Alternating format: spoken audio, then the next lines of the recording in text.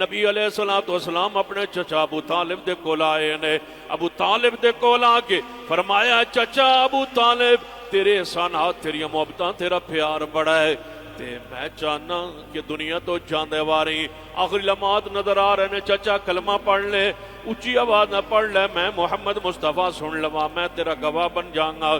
چچا کہنے لگا نہیں مینوں آر آندی ہے، برادری دی آر آندی ہے۔ نبی علیہ الصلوۃ والسلام اور قریب ہو کے فرمایا چچا یہ اچھی نہ پڑھنا چاہیں تے میں کرے اپنے کان مبارک تواڈے ہوٹھاں دے اتے رکھاں تے ہولی جا پڑھ لو، صرف میں سنا، میں اب اللہ دے سامنے بطور دلیل تواڈے کلمے نو پیش کر کے جنت لے کے جاواں گا۔